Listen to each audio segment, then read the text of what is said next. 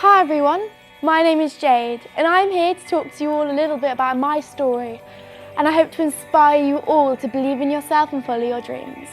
I'm 14 years old and I'm a new year 10 in my secondary school, and overall I'm a really happy person. I don't just think this because I'm a parent, but I think Jade's got amazing potential. She's crazy and she's wild and she's inspirational and she's charismatic. I'm so excited, that's going to be amazing. It's important to write your own story. I can't follow in someone else's footsteps. I am here to write my own story. I know my daughter. She's a bright light in this world. She's inspiring, she's charismatic, she's strong, she's brave. Sam Cooke, playing more of the music you love on Radio Plymouth. Teenagers helping inspire children through her assemblies. 14-year-old Jade Sutton, who's battled anxiety and depression and has ADHD, has struggled with school, but she's back to her best. She's been in the studio, talks to me about that. Radio Plymouth.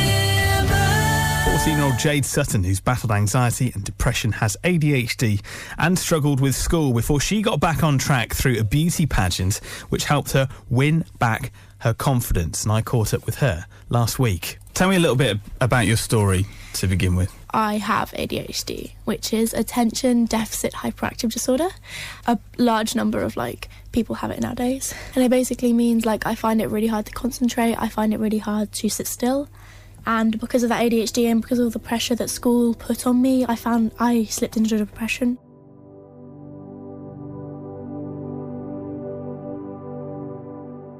Even though I laugh and even though I smile, I'm not actually happy.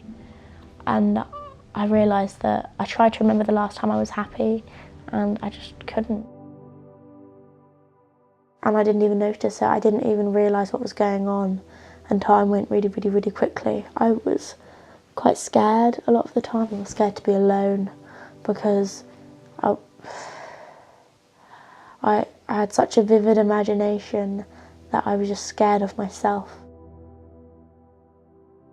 And then one evening, I don't know if I noticed or she showed me, we saw cuts on her arm. I just started crying and my dad was like, why are you sad? And I was like, because I can't do it anymore. He was like, what can't you do? And I was like, this.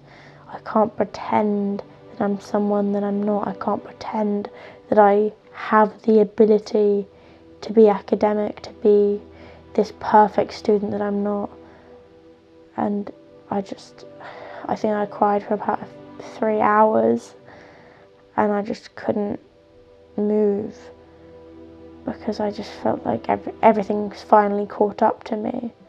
I just thought I was dying. I just thought that there was something wrong with me and that I was going to die. What had happened was a kind of depression and darkness inside her and an eating disorder and self-harming, and that all came out. You think, is this just normal? Is this just being a teenager, or should I be getting involved or should I not? And it's only when you see the cutting or something you think, oh my God, why didn't I realise? But it's hard to judge. There was a few times we thought, is she too depressed? Is she too withdrawn? Is she too angry? But it was when we saw the actual, the cuts that we knew that it definitely... Everything started to add up, and before I knew it, I wasn't leaving my room, I wasn't eating, I didn't like to look at myself in the mirror. I was so scared to be alone. My first instinct was just to kind of give her love, just to give her a hug, and just say it's okay. It was a lot of late nights sitting up talking, and it was quite a few years actually of just trying to get through this. It did take time, and there was no specific, you must do this or correct this thinking. I never said that kind of thing, or don't think like that, that's not right. I never said that kind of thing. I just said things like, don't worry, sweetheart, I promise you we're going to get through this, and I promise you that this is normal. And there was a little voice behind me going, this is not normal, this is not normal, And I was like, okay, but I somehow really did believe that as well. I really believed that it was normal, and it is normal.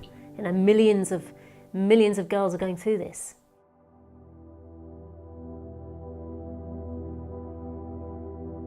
Opening up, I feel like, is one of the first steps to getting better, but not for everyone. Everyone has their own individual, unique journey that they need to go through to feel better. And some of that involves other people, some of that it involves intense self-healing and finding out what your purpose is and what you really want to do. But to open up takes a lot of courage. It forced me to be strong and to stop philosophizing about all of my, I don't know, spiritual ideas about life and actually be it right here and now. The first thing was just showing that it was okay to feel like that, and developing this communication and developing this kind of safe place for her to talk, which she'd wanted to do for a long time. And then I realised I've been going through this battle that I haven't even come to terms with the fact that I'm struggling.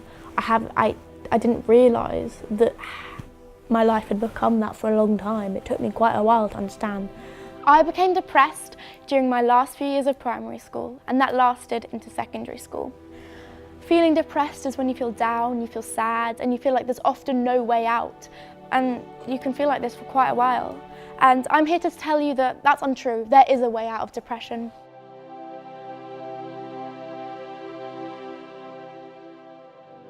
It is a very personal journey that you need to go through. And I don't know why, but I just decided that I needed to open up about it, and that I do know why.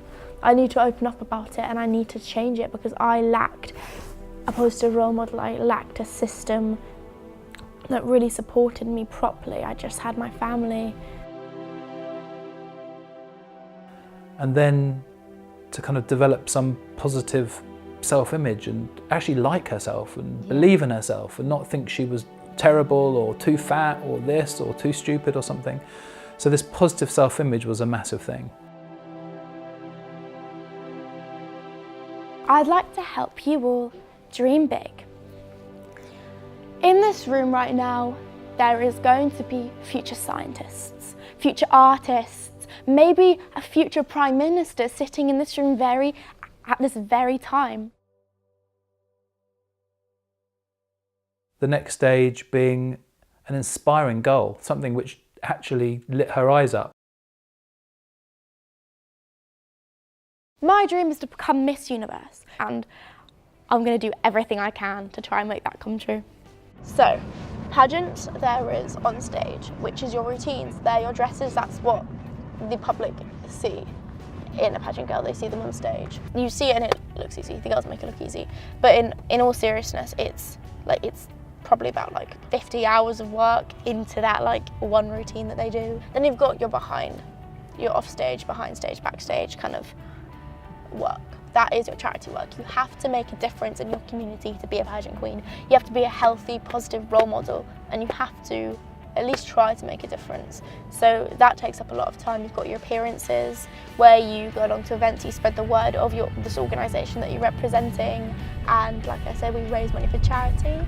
And over the past few years, I've raised £1,500 for charity, and I'm quite proud of that. But I know girls who've raised £100,000 for charity over the past 10 years or so.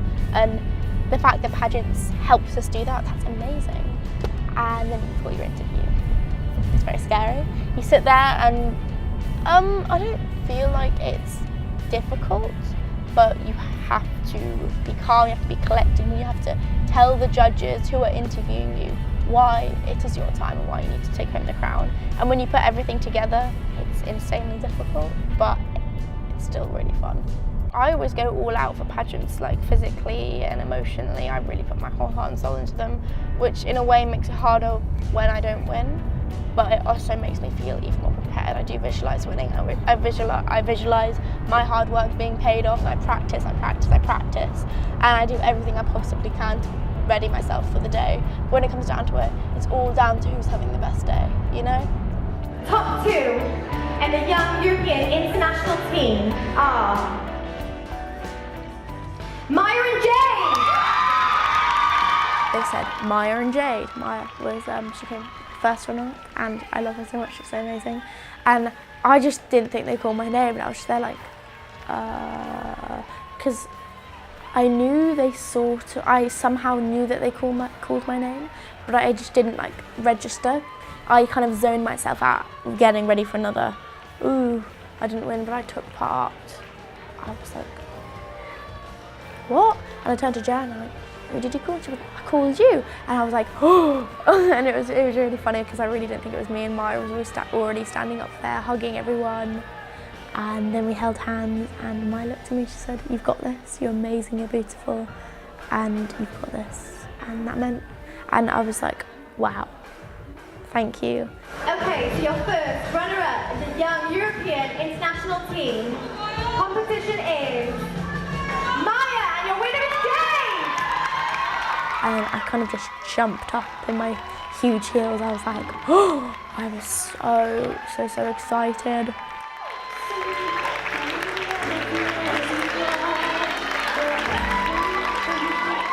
They said my interview skills blew them away, which I was really happy about. And it doesn't feel like the end reward, because this is a journey. And it just feels like a huge milestone has been reached. And I'm so incredibly happy, and I'm so excited to represent Europe in the internationals.